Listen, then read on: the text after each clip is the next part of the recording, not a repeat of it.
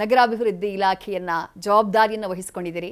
ಹೆಂಗಿದೆ ಸರ್ ಮೊದಲ ಆರಂಭದ ಎಂಟ್ರಿ ಇದು ಹೇಗಿದೆ? ಹೌದು, ಒಬ್ಬ ಸಚಿವನಾಗಿ ನನಗೆ ಮೊದಲನೇ ಬಾರಿ ಅವಕಾಶ ಸಿಕ್ಕಿರೋದು. ಸೊ ಆಡಳಿತದ MLA ಆಗಿದ್ದಾಗ ಆಡಳಿತದ ಸ್ವಲ್ಪ ಅನುಭವ ಇತ್ತು ಅಷ್ಟೇ. ಆದರೆ ದೊಡ್ಡ ಮಟ್ಟದ ಆಡಳಿತದ ಜವಾಬ್ದಾರಿ ಇವಾಗ ಸಿಕ್ಕಿದೆ. ಸೊ ಈಗ ಕೆಲವು ದಿನಗಳಲ್ಲಿ ಎಲ್ಲ ಮೀಟಿಂಗ್ಗಳನ್ನು ಮಾಡಿ ಇಲಾಖೆ ಬಗ್ಗೆ ಬಹಳಷ್ಟು ತಿಳ್ಕೊಂಡಿದ್ದೀನಿ. ಸೊ ಖಂಡಿತ ನಿಭಾಯಿಸ್ಬೋದು ಅನ್ನೋ ಒಂದು ಆತ್ಮವಿಶ್ವಾಸ ಇದೆ. ನಗರಾಭಿವೃದ್ಧಿ ಇಲಾಖೆಯನ್ನ ಬಯಸಿ ತಗೊಂಡ್ರ ಅಥವಾ ಬೇರೆ ಯಾವುದಾದ್ರೂ ಇಲಾಖೆ ಯತೀಂದ್ರ ಸಿದ್ದರಾಮಯ್ಯ ಅವ್ರ ಮನಸ್ಸಲ್ಲಿತ್ತ?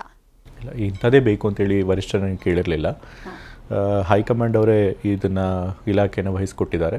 ಸೊ ನಾನು ಮೊದಲು ಹೇಳಿದೆ, ಇಲಾಖೆ ಹೈಕಮಾಂಡ್ ಅವರು ಯಾವುದನ್ನು ಇಲಾಖೆ ಕೊಟ್ಟರು ಕೂಡ ಅದನ್ನು ಸಂತೋಷದಿಂದ ನಿಭಾಯಿಸ್ತೇನೆ ಅಂತೇಳಿ. ವೈದ್ಯರಾಗಿದ್ದವ್ರು ತಾವು, ಆರೋಗ್ಯ ಇಲಾಖೆಯ ಮೇಲೆ ಏನಾದರೂ ನಿರೀಕ್ಷೆ ಇತ್ತ ಯತೀಂದ್ರ ಸಿದ್ದರಾಮಯ್ಯ ಅವರಿಗೆ ಅಂತ ಹೇಳಿ? ಯಾವುದೇ ನಿರೀಕ್ಷೆ ಇಟ್ಕೊಂಡಿರಲಿಲ್ಲ. ಹೈಕಮಾಂಡ್ ಅವರು ಯಾವುದೇ ಕೊಟ್ಟರು ಕೂಡ ಅದನ್ನು ಅಕ್ಸೆಪ್ಟ್ ಮಾಡ್ತೀನಿ ಅಂತ ಅಂದ್ಕೊಂಡಿದ್ದೆ. ಓಕೆ, 5 ವರ್ಷಗಳ ಕಾಲ ಯಾವುದೇ ಕಾರಣಕ್ಕೂ ಮುಖ್ಯಮಂತ್ರಿ ಬದಲಾವಣೆ ಇಲ್ಲ, ಹೈಕಮಾಂಡ್ ಆಲೋಚನೆಯನ್ನ ಮಾಡಿಲ್ಲ ಎನ್ನುವಂತಹ ಮಾತನ್ನ ಯತೀಂದ್ರ ಸಿದ್ದರಾಮಯ್ಯ ಅವರು ಪದೇ ಪದೇ ಹೇಳ್ತಾ ಇದ್ರು. ಆದರೆ ಹೈಕಮಾಂಡ್ ನಿರ್ಧಾರವನ್ನು ತೆಗೆದುಕೊಳ್ತು, ನಾಯಕತ್ವ ಬದಲಾವಣೆ ಆಯಿತು. ಯತೀಂದ್ರ ಸಿದ್ದರಾಮಯ್ಯ ಅವರು ಸೇರಿದಂತೆ ಸಿದ್ದರಾಮಯ್ಯ ಅವರ ಅಭಿಮಾನಿ ಬಳಗದ ನಿರೀಕ್ಷೆ ಹುಸಿಯಾಗಲಿಲ್ವಾ ಅಂತ ಹೇಳಿ ಹೇಗೆ ತಗೊಂಡ್ರು ಈ ನಾಯಕತ್ವ ಬದಲಾವಣೆಯನ್ನ ಯತೀಂದ್ರ ಸಿದ್ದರಾಮಯ್ಯ ಅವರು? ಅಫ್ಕೋರ್ಸ್ ತಂದೆಯವರೇ 5 ವರ್ಷಗಳ ಕಾಲ ಮುಖ್ಯಮಂತ್ರಿಯಾಗಿ ತಮ್ಮ ಸಂಪೂರ್ಣ ಅಧಿಕಾರಾವಧಿಯನ್ನು ಪೂರ್ಣ ಮಾಡಲಿ ಅನ್ನೋದು ನಮ್ಮೆಲ್ಲರ ಆಸೆ ಆಗಿತ್ತು. ಜೊತೆಗೆ ಹೈಕಮಾಂಡ್ನಿಂದನೂ ಕೂಡ ತಂದೆಯವರು ಯಾವಾಗ ಭೇಟಿ ಮಾಡ್ಕೊಂಡು ಬರ್ತಿದ್ರು ಕೂಡ ಅಂತ ಇನ್ನು ಸೂಚನೆ ಸಿಕ್ಕಿರಲಿಲ್ಲ ಅವ್ರನ್ನ ಬದಲಾವಣೆ ಮಾಡ್ತಾರೆ ಅಂತ ಹೇಳಿ. ಸೊ ಹಾಗಾಗಿ ನಾನು ಖಂಡಿತ ಅವ್ರು 5 ವರ್ಷ ಪೂರ್ತಿ ಮಾಡ್ತಾರೆ ಅಂದ್ಕೊಂಡಿದ್ವಿ. ಆದರೆ ತಂದೆಯವರು ಯಾವಾಗಲೂ ಒಂದು ಮಾತು ಹೇಳ್ತಾ ಇದ್ರು, ಹೈಕಮಾಂಡ್ನವರು ಏನೇ ತೀರ್ಮಾನ ತೆಗೆದುಕೊಂಡು ಅದಕ್ಕೆ ನಾನು ಬದ್ಧನಾಗಿರ್ತೀನಿ, ಹೈಕಮಾಂಡ್ ಅವರು ಹೇಳೋದನ್ನು ನಾನು ಕೇಳ್ತೀನಿ ಅಂತ ಹೇಳಿದ್ರು. ಅವ್ರು ಹೇಳಿದ್ರೆ ಮಾತ್ರ ನಾನು ಸ್ಥಾನ ಬಿಟ್ಕೊಡ್ತೀನಿ ಅಂತ ಹೇಳಿದರು. ಸೊ ಹಾಗಾಗಿ ಇವತ್ತು ಅವ್ರು ಕೊಟ್ಟ ಮಾತಿಗೆ ಬದ್ಧರಾಗಿ ಇವತ್ತು ಅಧಿಕಾರನ ಬಿಟ್ಕೊಟ್ಟಿದ್ದಾರೆ. ಅಂದರೆ ಮೇ 26ನೇ ತಾರೀಕಿನ ಸಭೆ ಖುದ್ದು ಸಿದ್ದರಾಮಯ್ಯ ಅವರಿಗೆ ಶಾಕಿಂಗ್ ಆಗಿತ್ತ ಸರ್? ಶಾಕಿಂಗ್ ಅಂತೇನಲ್ಲ, ಬಟ್ ಅಫ್ಕೋರ್ಸ್ ಅನಿರೀಕ್ಷಿತವಾಗಿತ್ತು.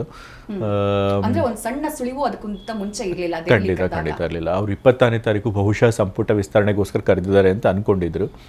ಬಟ್ ಅಫ್ಕೋರ್ಸ್ ಕೆಲವು ಪ್ರಯತ್ನಗಳು ಮಾಡ್ತಾ ಇದ್ರು, ಒಂದಷ್ಟು ಅದು ಬದಲಾವಣೆ ಆಗಲಿ ಅಂತ ಹೇಳಿ ನಮಗೆ ಕೆಲವು ನಾಯಕರು ಬದಲಾವಣೆ ಮಾಡ್ತಿದ್ರು.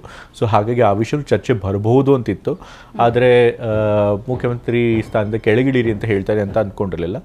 ಬಟ್ ಆದರೂ ಅವ್ರು ಮೊದಲಿಂದನೂ ಹೇಳಿದ್ರಲ್ಲ, ನಾನು ಈಗಾಗಲೇ ಹೇಳಿದಾಗೆ. ಸೊ ಹೈಕಮಾಂಡ್ ಅವ್ರು ಏನೇ ತೀರ್ಮಾನ ಮಾಡಿಕೊಂಡ್ರು ಕೂಡ ನಾನು ಅದಕ್ಕೆ ಬದ್ಧವಾಗಿರ್ತೀನಿ. ಯಾಕೆಂದರೆ ಪಕ್ಷ ಮತ್ತು ರಾಹುಲ್ ಗಾಂಧಿ ಅವರು ಯಾವಾಗಲೂ ಕೂಡ ತಂದೆಯನ್ನು ಸಂಪೂರ್ಣವಾಗಿ ಬೆಂಬಲ ಮಾಡ್ಕೊಂಡು ಬಂದಿದ್ದಾರೆ.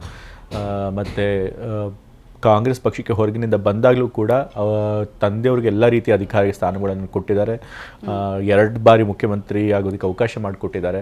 ಹಾಗಾಗಿ ರಾಹುಲ್ ಗಾಂಧಿಯವ್ರ ಮೇಲೆ ಮತ್ತು ಪಕ್ಷದ ಬಗ್ಗೆ ತಂದೆಯವ್ರಿಗೆ ಅಪಾರವಾದಂಥ ಗೌರವ ಇದೆ. ಸೊ ಹಾಗಾಗಿ ಅದ್ರ ವಿರುದ್ಧ ಹೋಗುವಂಥ ಯಾವುದೇ ಒಂದು ಅವರು ಯೋಚನೆ ಕೂಡ ಮಾಡಿರಲಿಲ್ಲ.